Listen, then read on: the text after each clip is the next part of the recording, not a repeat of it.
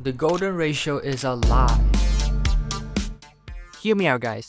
I'm sure most of you have heard praises about the golden ratio being the perfect formula to make the perfect composition, and I guess that's true to an extent. For context, I've been drawing for close to 4 years now, and never have I used the golden ratio in my drawings. The golden ratio is a mathematical rule that goes beyond the field of math and has somehow entered the ground of art and craft. It is said that by simply applying this to your artwork, it can help you better balance the composition. But some others also have doubts about the usefulness of it in art, and I might be one of them. I've been trusting my guts all these times whenever I draw, but now I'm actually curious. Am I missing out on something that could potentially make my art better? So instead of simply watching a debunking video on this, why don't I waste an entire week of my life and just put it to the test myself? In the next 10 minutes, I'll be studying professional artists, planning and applying the golden ratio into my own drawings to see if it would actually be improved. The first illustration we'll be taking a look at is from professional illustrator and concept artist Daniel Dang. I shall layer the grid on top, and we can immediately see that the focal point is right on the face. No surprise there. From my speculation, our eyes are able to be directed towards the focal point almost immediately no matter where we look, is because it's guided by this scythe, which would be the tail of the grid. Another thing, we can see that there are a lot of details over at the close. The eyes would find it quite tiring to stare at complex details for long periods of time, so naturally they will find a place where it's less cluttered to look at, which is around the bottom left.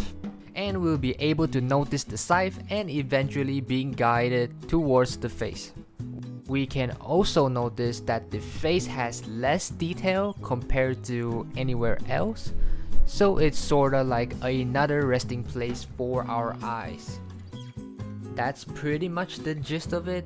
It's just as simple as that, but I'll show you two more artworks using similar concept just because I can.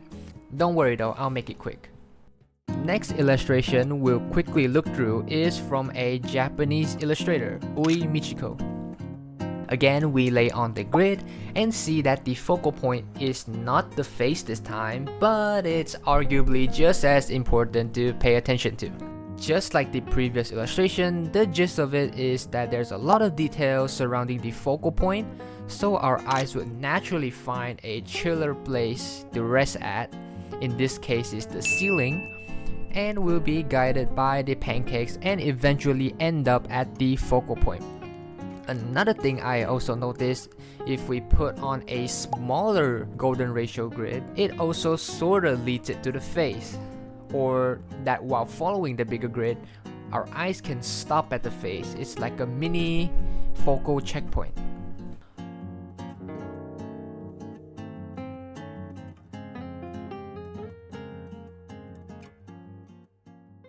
Alright, the last artwork is by a Chinese digital illustrator, Berserker. This one is a little bit more special. The main focal point would be the face, but there isn't really anything that would directly guide me to it. But I still think the golden ratio concept works here. Again, there's a lot of details here and there, so we automatically look at the blank spaces which is around the top or bottom. From there, we'll be guided by the legs or hands, and each will pass through a checkpoint leading to a different focal point.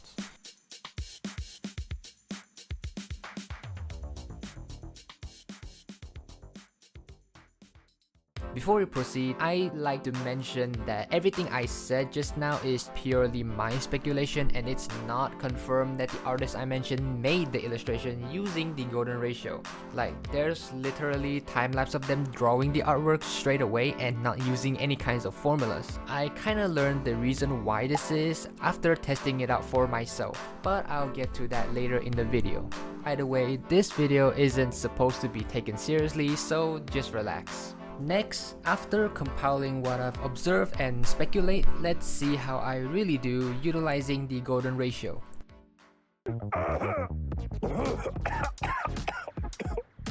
For those who are curious, the character I'm drawing is Zani from Wuthering Waves. The way I see it, the phrase using the golden ratio would be referencing and constructing the whole composition around it. So that's what I did. I imported the grid and just started drawing. Completely following the grid makes the poses limited and is by far the most difficult part. And constantly referencing it makes me feel restricted, as I always got reminded to not stray too far away from the composition. In this case, I can only draw the character in poses that resembles the golden ratio. Just like drawing buildings using a perspective grid, I just follow along with the lines. After a couple hours of drawing, this is the result. But something doesn't seem quite right. The pose matched the grid one to one, but why does something feel off? That's when it hit me. The blank spaces on top is perfect for the eyes to look at. Conveniently, it's also colored white, which attracts the eyes even more. The focal point is also conveniently placed there, which means the viewers would immediately look at it. That should mean the golden ratio worked, right? Well, not exactly. The intent of the golden ratio is that you're distracted by something else other than the focal point, and later being guided by something and leading up to the face. Although I'm too lazy to draw detailed backgrounds, but in theory, if I just change the lighting a bit, makes it so that the top is darker, the eye should naturally look at the brighter bottom, right? It does help a bit, but I feel like something is still off. Even though I followed the golden ratio, the composition still looked weird. Are my theories wrong? Is the golden ratio even used this way? How can I improve this? Many thoughts went in and out of my head while trying to find an explanation. In the end, I gave in and took a break. When I come back to check, what the f did I just draw? I was so worried about following the grid that I completely forgot about my fundamentals. This is supposed to be a down-up shot. Where's the foreshortening? Why is the head so big? The horn doesn't follow the perspective. The jacket looked off. The hair strands looked weird. Many self-critics were said and responded. I gave the golden ratio a big fat middle finger and ditched it. I am now drawing for my satisfaction. I fixed everything that I think was severely wrong, mainly the perspective, and in the end it turned out great. I changed the background back to white, completely emphasizing on the focal point. I guess this is why many artists didn't use the golden ratio, or should I say, used it as a baseline. We would be too focused on following it and forgot about our fundamentals. I did another drawing, but unlike the previous piece, I'm not restricted on following the golden ratio. I find it much easier to focus on my fundamentals and being able to draw in wacky perspectives. Overall, I find it much more enjoyable. So the final verdict, is the golden ratio useless? I'm only able to use the golden ratio during or after finishing the artwork, sorta like a finishing adjustment. However, starting the drawing with the golden ratio as a rule will actually hinder our workflow, cause we'd probably be too focused on following it one to one rather than focusing on the actual piece. Most artists, including me, doesn't really visualize the process when we wanted to draw. We usually imagine the final product, then plan the process after it. That's probably why the artists we analyzed didn't really use the golden ratio when they draw. To be fair, their work really does resemble a golden ratio, but they most likely didn't find the need to use it. Relying on our artist instinct and experience is the way to go. We'll know what makes a good illustration without second guessing ourselves. That's how most artists should think. But don't get me wrong, if you wanted to draw the perfect art with the perfect composition, with enough planning, you can still create masterpieces following the golden ratio.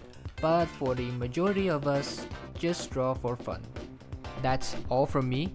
By the time you're watching this, time-lapse of Zani should be out and you can go check them out if you're interested. I don't have anything planned for the outro, so